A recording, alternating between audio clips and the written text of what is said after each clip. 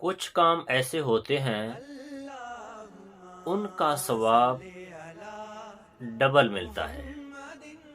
دگنا ملتا ہے۔ ان میں سے چند ایک آپ ملاحظہ کیجیے۔ جو شخص اٹک اٹک کر قرآن پڑھے گا، جس کی زبان پر لفظ نہیں آتے، بڑی مشکل سے لفظ نکالتا ہے اور قرآن پڑھتا ہے، عربی جس کی زبان پر نہیں چڑھتی، لیکن کوشش کے باوجود وہ مشکل سے الفاظ نکال کر قرآن کے الفاظ کی ادائیگی کرتا ہے، ایسے شخص کو اللہ کے ہاں دگنا ثواب ہوگا۔ جو بندہ صدقہ دے اور صدقہ اپنے رشتہ داروں کو دے جو حقدار ہیں، اس کو بھی اللہ کے ہاں دگنا ثواب ملے گا۔ جو بندہ مسجد کی بائیں سائڈ کو آباد کرے، یہ سمجھ کر کہ اکثر لوگ دائیں طرف کھڑے ہوتے ہیں، اس طرف کم اللہ کے گھر کی آبادی ہوتی ہے، اور میں اس طرف کھڑا ہو جایا کروں تاکہ یہ سائڈ بھی پوری طرح آباد ہو، اس نیت کے ساتھ وہ بائیں سائڈ بھی کھڑا ہو جائے تو اللہ کے ہاں ڈبل ثواب۔ جو لوگوں میں پہلی صف میں بھیڑ دیکھ کر، رش دیکھ کر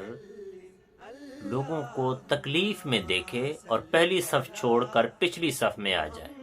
تاکہ اگلی صف کے لوگ آسانی میں کھڑے ہو جائیں، تو ایسے شخص کو پچھلی صف میں ڈبل ثواب۔ جو شخص سخت سردی میں پوری طرح وضو کرے، کامل وضو کرے، وہ بھی اللہ کے ہاں ڈبل ثواب۔ جو بندہ جمعے والے دن غسل کرے اور پھر امام کے قریب جا کر بیٹھے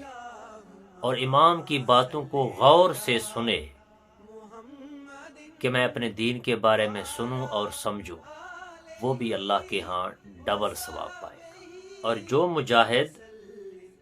زمین پر نہیں بلکہ پانی میں دشمن کے ساتھ لڑتا ہوا شہید ہو جائے،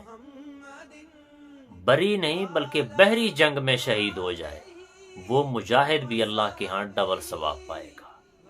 اور جو بندہ جمعے والے دن صدقہ دے،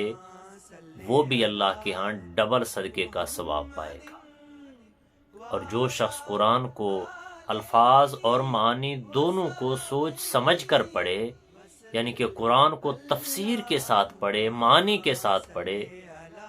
وہ بھی اللہ کے ہاں ڈبل تلاوت کرنے کا اجر پائے گا۔